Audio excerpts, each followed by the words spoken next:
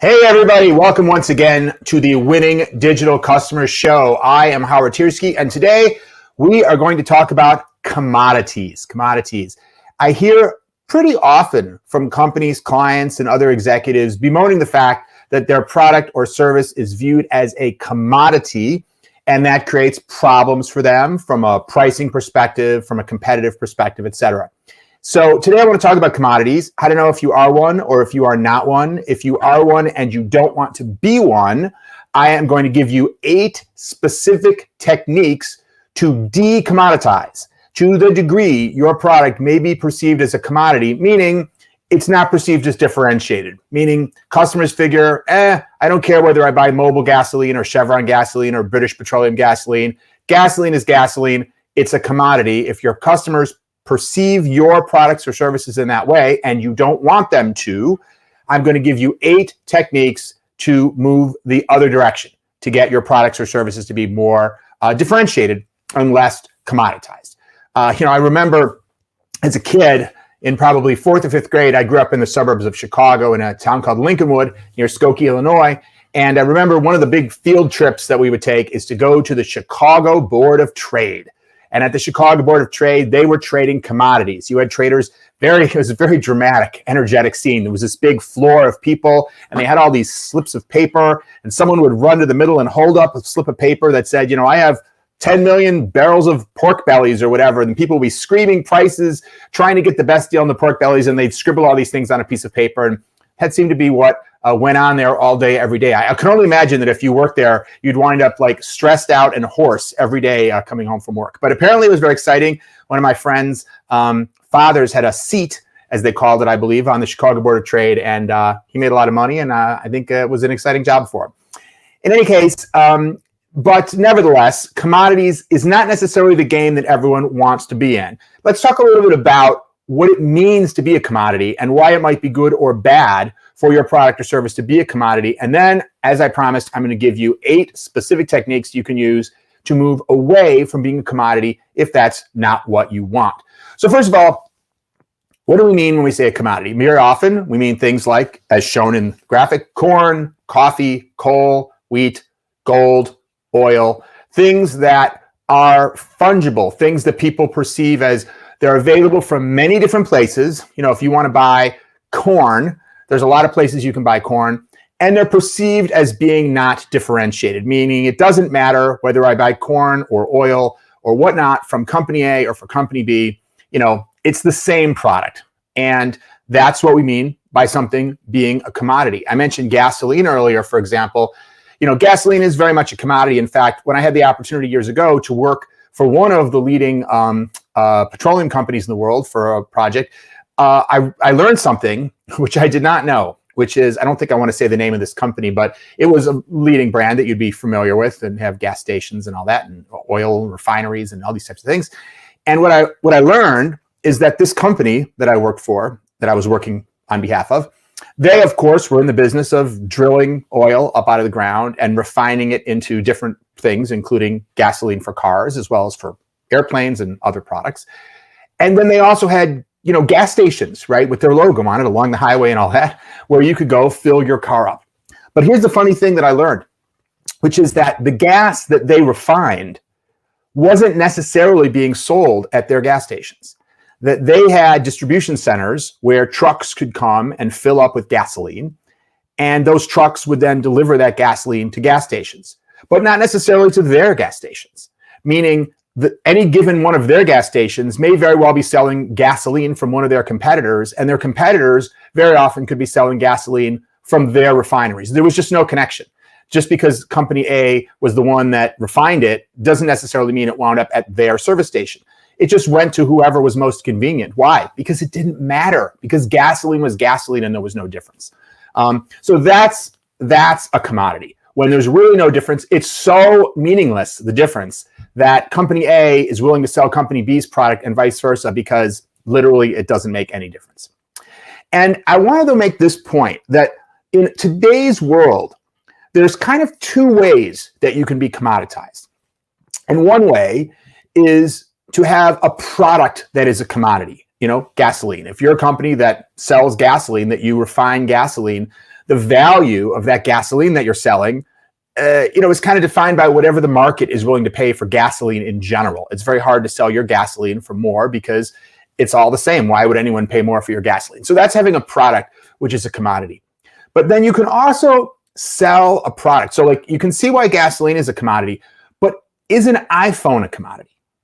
Well, if you're Apple, the iPhone is definitely not a commodity because it's a unique and differentiated product. And there are people who would die rather than buy a Samsung phone or some other brand of phone.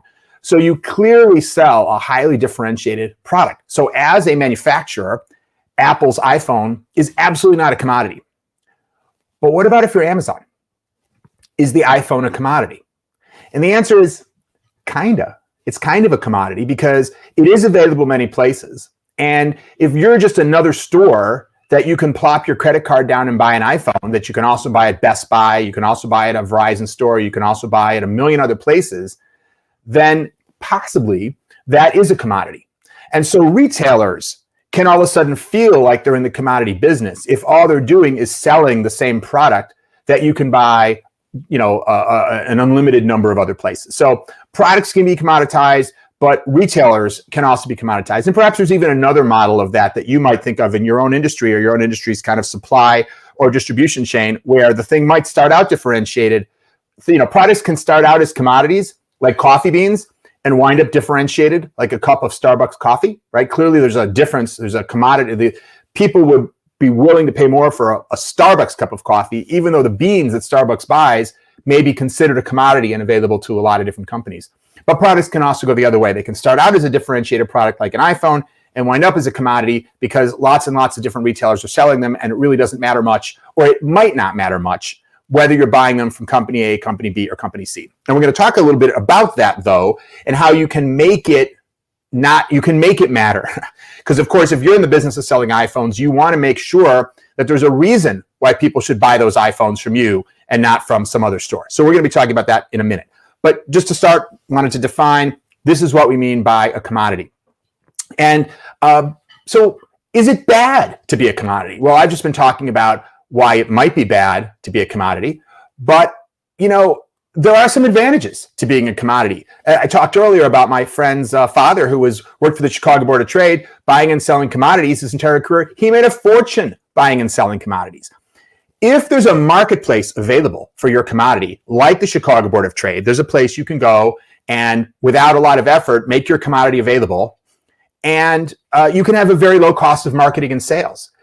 When my friend's father was on the Chicago Board of Trade, if he came into possession of, 10,000 bushels of corn or whatever, he could literally simply stand up at the Chicago Board of Trade and say, who wants to buy 10,000 bushels of corn? How much are you willing to pay? And he could sell that right away. He didn't have to convince anybody that his bushels of corn were different or better than anybody's. He didn't have to come up with a fancy slogan or tagline for his bushels of corn, right? He could just go up there and sell his bushels of corn. So, you have that very low cost of marketing and sales, assuming there's a marketplace of some sort available. And of course, there are many different types of marketplaces online for many different types of commodities. And if the price shoots up, profit can be really high. I'm sure there were some commodities that when COVID hit and all of a sudden they were more in demand, if you were in possession of a warehouse full of, toilet paper, you might consider toilet paper a commodity. Depends, right? But let's just for a moment consider the toilet paper certainly could be viewed as a commodity. A lot of toilet paper is similar.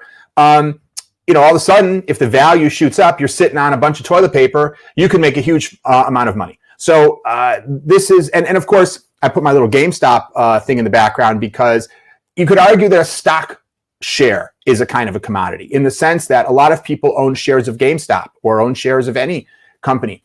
And there's a marketplace. If I want to sell my shares of GameStop, I don't have to convince anybody or my shares of GameStop are better than someone else's shares of GameStop. Clearly they're not. And there's a marketplace. And so what I'm really counting on is that the value of those shares is going to grow over time.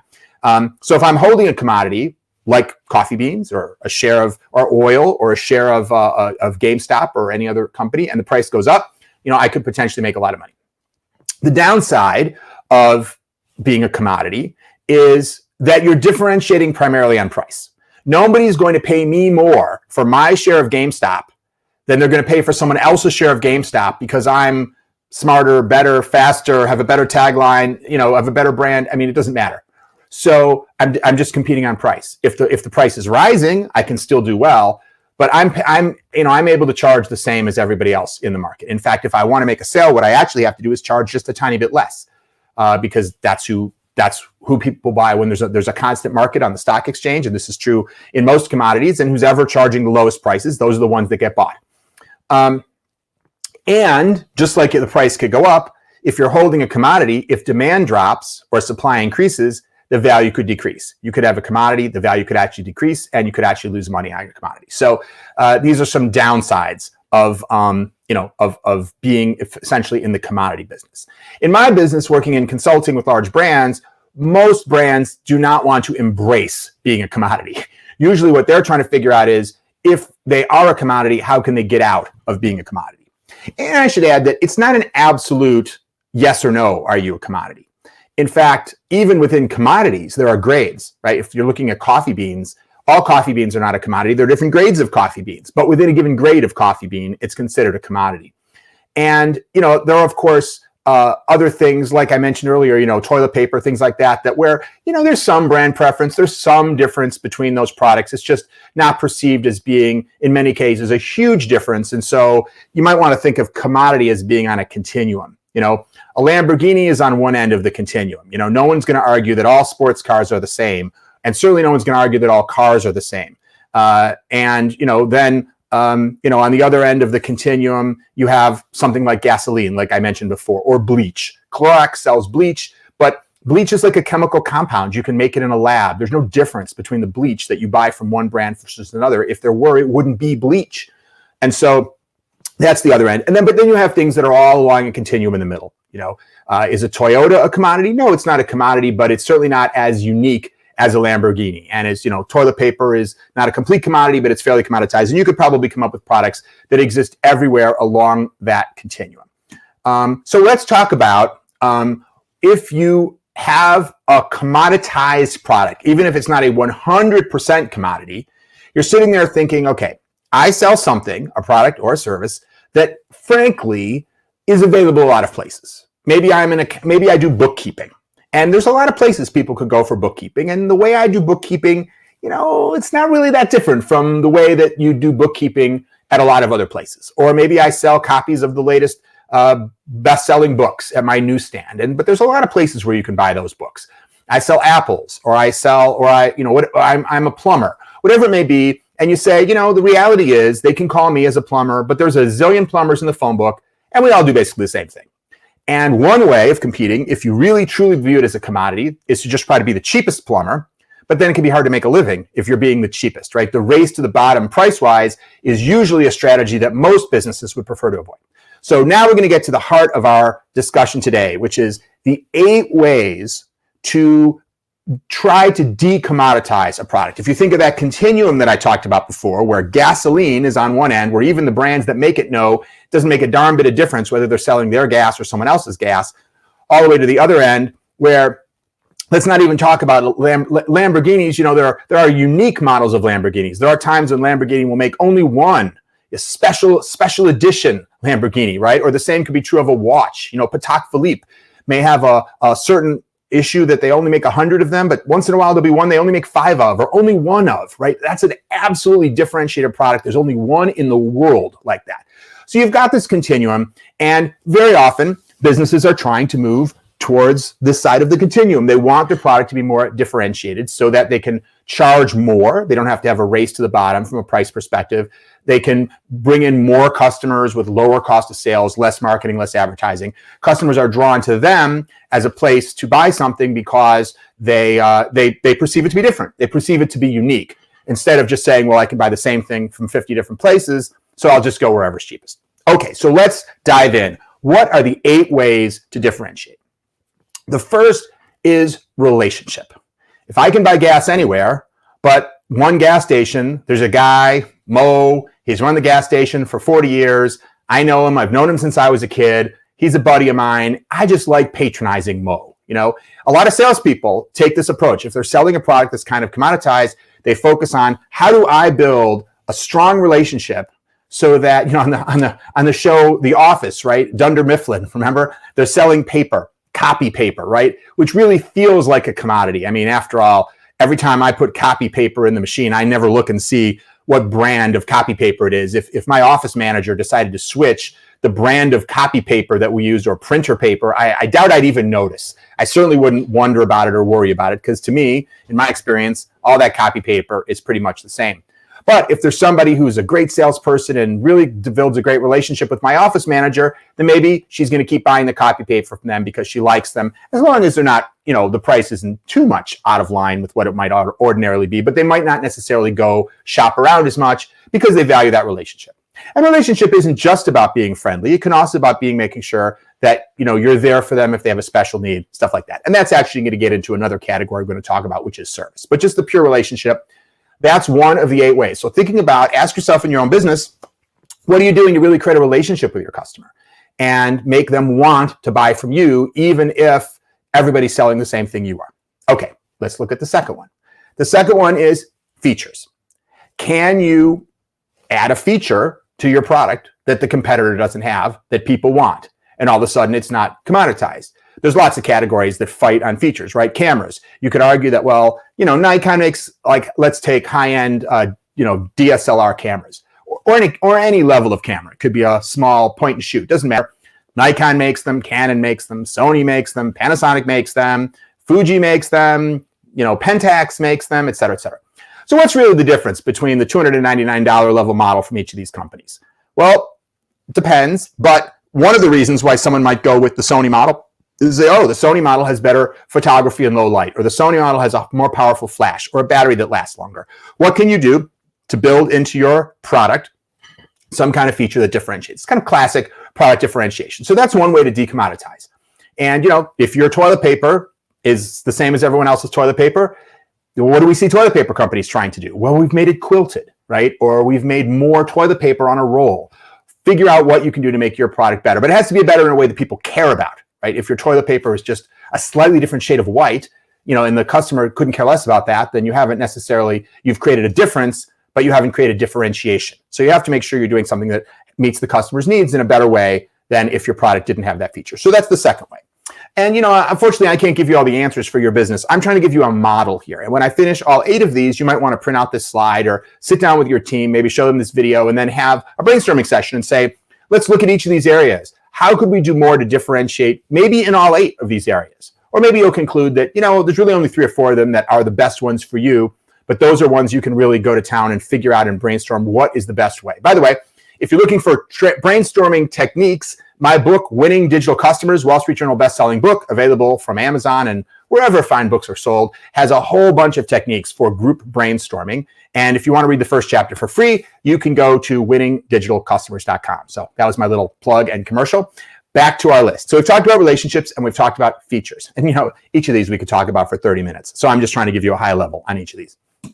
Number 3, brand. I'm sure you've had this experience, walking down the aisle of the grocery store and there's canned peas, right? And there's, Del Monte canned peas or some brand that and then there's that generic store brand of canned peas. Now, are those peas any different? Honestly, I don't know, but probably not different. And when you look at the price, the Del Monte ones are 20 cents more, but a lot of people reach for the Del Monte ones because they're comfortable. They feel that brand, that familiar brand, it gives them some sense of certainty, even if that's really not valid, and they purchase that. And so having a brand that people know, like, and trust is another way to create some level of differentiation. I mentioned Clorox earlier. That's a fantastic example because, one brand of canned peas might be a little different from another brand of canned peas. Maybe they come from a better pea farm, pea field. I don't know, wherever they grow peas. Maybe they're higher quality peas. Maybe they package them better. I don't know. But bleach is the ultimate commodity because I said before, bleach is a chemical compound. It can't be any different if it's just pure bleach. And baking soda is the same thing, by the way. Baking soda is a chemical compound. Reaching for Arm & Hammer baking soda instead of generic baking soda, it's very hard to imagine there's any difference at all, literally in the molecules that are in that box. And yet a lot of people, Arm & Hammer obviously is willing to spend money on marketing to build a brand and charge more for their product because people are comfortable with the brand. So that's clearly a way to take a product that truly is a commodity all the way on one end of the scale and create a perception of differentiation through brand. Now let's look at number 4. 4 is quality, purity, reliability. You're basically saying, yes, everybody makes the same thing, but ours is guaranteed to be more pure. That's another thing that people might perceive about something like Clorox. You just believe it's pure. Ivory soap, right? 99 and 100% pure, or whatever their classic old advertising campaign is. But basically the belief, and this can kind of go hand in hand with brand, but you're basically letting people know that, sure, you can buy this from anywhere, but a lot of gas stations, we talked about gasoline earlier, focus on this. So if I'm providing bookkeeping services, let's use that as an example. We talked about that earlier. If I can convince you that you're going to get, yes, basically the same bookkeeping services, but it's overseen by a bookkeeping expert, by an MBA who spent 25 years doing bookkeeping, maybe that's going to give you a sense that you're going to get more reliable bookkeeping. Then in theory, it's the same. But as we all know that, you can open a can of peas and it can be spoiled, or it can have some other quality problem with it. And so if you can assure somebody that buying from you is going to have a higher level of quality or purity or reliability, then potentially that's a reason to differentiate what would otherwise be perceived as a commodity. All right, we're halfway there. Number 5, service. So it may be the same product or the same service, but you're getting better service. So let's go back to gasoline as an example. If I feel that I go to one service station and yes, the gasoline itself is the same as I would get somewhere else, but the pump is more available, the credit card transactions run faster, the guy runs out to my car and washes my windshield, the experience of getting the commodity is superior, then that creates some differentiation. And in the retail example that I gave earlier, I might feel like there's 5 different places I could buy my iPhone, but if I buy it from Apple, I know that I can come back and get help with it, that they're going to be really cool and helpful to me in choosing the iPhone. And maybe I feel that if I go to, Best Buy, it's just going to be a box on a shelf. I can buy it, but they're not going to be as knowledgeable. I don't know that to be true, by the way. I'm just giving this as an example. It may be that the people at Best Buy are wonderful when it comes to iPhones. I've never bought one there. I actually have an Android phone. But in any case, just take it as an example. Of course, there's always that opportunity to differentiate the experience of buying something based on service, even if the thing that you're buying itself, whether the thing is a product or a service, so let's use a service as an example, because I want to make a distinction between service as a way of differentiating between just a product versus a service. So let's say your service is plumbing, and the actual service itself is the same. Your toilet is clogged, someone comes out, they unclog your toilet. And let's assume that there's 5 plumbers and they all can unclog your toilet. If they can't, then now you're talking about quality or reliability, right? If you're like, well, our plumbers are going to be more likely to be able to unclog your toilet than the other guy, that's a reliability differentiation. But if you have, when you call for the plumber, they do a better job of taking the information from you. They keep you more updated on when the plumber is going to arrive. Maybe the bill is easier to understand. It's all the things other than that core thing that you're paying for. That's really what we mean here by service. And it's certainly possible, even if your plumber is no better or worse than the other guy's plumber, that the overall experience of calling and arranging for the plumber and dealing with the entire sort of customer journey of having a plumber come fix your toilet is better.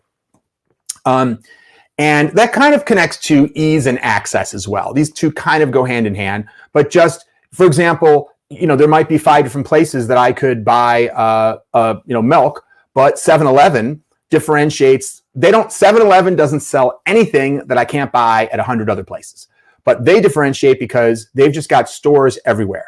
So the odds are that there's a 7-Eleven closer to you than a grocery store. And furthermore, it's smaller, so it's probably quicker to get in and out. You can park right next door. You can run right in. You can get some milk.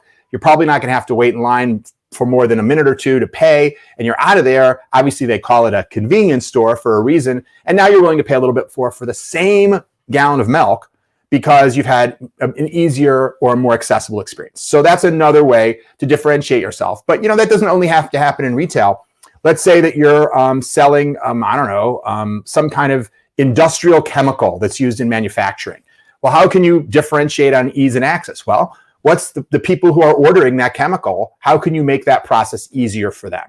Can you make it quicker for them to order? Can you provide them better information on the status of their order? Can you deliver it to them in a way that's easier for them to use that chemical to, put it into their machine or whatever it may be? So how can you make your company a preferred supplier of that chemical that they can get from anywhere by making it easier? So that's number 6. Number 7 is bundling. If you have something that's a commodity, one thing you can do is bundle it together with other things. Maybe some things that aren't a commodity, or multiple commodities, but just so that you're bundling it together in a way that feels like they're getting a better price. So let's take an example. Let's say you're a travel agent and you're selling vacations. Well, selling airline tickets is really a commodity because you can go any place and you can get a ticket, from on United Airlines from Newark to Jamaica. There's no reason for me to go to Liberty Travel versus another travel agent versus going direct to United Airlines or to Orbitz or anyone else to buy that airfare. It's probably going to be the same price. And you could probably say the same thing about hotels or other things. But if all of a sudden I create a custom bundle that brings together your flight, your hotel, a tour guide that's going to walk you around. Now, all of those things might be commodities. I could get each of them from many places, but I've brought them together in a way that's unique. No one else is offering that exact combination of the flight and this particular resort and the hotel, the tour guide and the free tickets to something. And now I've created a unique product out of what is nothing more than assembling what might all be commodities or mostly be commodities. So that's the bundling strategy. And the last one is price structures or guarantees. And I combine these things together because a guarantee in a way is really just a kind of an insurance, which normally you could also pay for as like an extended warranty. Again, it depends, of course, what your product is. So a price structure. So what is a price structure? I mentioned earlier that you want to try to avoid a race to the bottom. So if you're only trying to compete on price, you're not really decommoditizing. That's the classic approach to trying to sell a commodity, is just be the cheapest place to buy pork bellies or whatever you're selling. A price structure is, for example, saying, let's say you're an energy company. Electricity might be perceived as a commodity. And a person buying electricity might just say, all right, well, I'm just going to go to whoever has the lowest price per kilowatt hour, which is normally how you buy electricity. But let's say you go to someone and say, all right, let me give you a structure. I'm going to give you a structure that says that instead of the price fluctuating all year long, I'm going to commit to always selling you electricity at 30 cents a kilowatt hour. And that protects you from the possibility that that price could rise in a way that would be disadvantageous to you. And now all of a sudden, I'm not just charging you the commodity price. I've created a kind of a guarantee around that price. Or maybe I make a deal that says the price for electricity right now is X, but I'm willing to sell you the electricity and lock in that price for 3 years, as long as you commit to continuing to buy that electricity from me for 3 years, like in a contract. So those would be different examples of price structures where all of a sudden it's like, oh, well, that's a little different. That's just not, paying as you go for the prevailing price. And something like an Amazon, Amazon Prime is kind of like one of those structures as well. It says, well, if you commit to paying this, if you pay an annual fee that's not that great, we're going to commit to giving you upgraded shipping, even though, that might cost us more in the end. But again, they're blurring the decommoditization by giving you a different kind of pricing model. And a guarantee is kind of similar, is where you say, hey, listen, instead of having to buy an extended warranty, we're going to guarantee this for a longer period of time. We're going to double the manufacturer's warranty. Or if you're a product manufacturer, the guarantee is an opportunity to simply differentiate. If I have 2 cameras, one from Nikon and one from Sony, and as far as I can tell, they do all the same things, but the Nikon camera has a 5-year guarantee and the Sony camera has a 1-year guarantee, maybe that's enough of a reason for me to say, I'll go with this. And if I'm a retailer, I know, for example, if you buy a watch, there are some places, let's say you're buying a pre-owned expensive watch, there are some jewelry stores that will tell you, well, you get a 30-day guarantee from us because you can't get a guarantee from the manufacturer anymore. The watch might be 10 years old. It's no longer under manufacturer warranty, but we'll give you a 30-day guarantee from our store if you have a problem with it. And another store might be selling the exact same, Rolex Submariner in the same color, and they're going to say, well, we'll stand behind that watch for 3 years if you have a problem. And well, that's a value. And now you're taking something that, it's another example like the iPhone. You could argue that a Rolex Submariner is not a commodity because, of course, people prefer that to a lot of other kinds of watches. It's certainly not a commodity as a watch, but when that same exact Rolex Submariner is available from 25 different stores, and you can find them on eBay, and you can find them on a million websites and in a million jewelry stores, then it is a commodity from a retailer perspective. And then it's a question of how that retailer can differentiate through one of these, including it's offering you some kind of additional guarantee. So that is our lesson for today, our content for today. If you find yourself in a commodity situation, First of all, remember that there could be advantages to being a commodity. It's not always bad to being a commodity, but if that's not your gig, then here are 8 specific strategies, at least at a high level. Each of these could be a 30-minute live cast, of course, talking about the details of it. But here are 8 high-level strategies that you can brainstorm and think about how you could apply them to your own products, your own services, your own business to decommoditize with the hopeful resulting goal of making it less expensive to acquire a customer and or less necessary to take that price race to the bottom. So hopefully this has been helpful for you. As always, I thank you so much for watching or listening or however you're receiving or perceiving this live cast. I know it's now being sent out a whole bunch of different places. And if you ever have questions about any of this content, I encourage you to post it in the chat, whether it's on wherever you're looking at it, YouTube or Facebook or LinkedIn or wherever. And we will try to answer those questions either on a future live cast or in the chat themselves. So with that, as I said, thank you for listening, and I look forward to seeing you next time.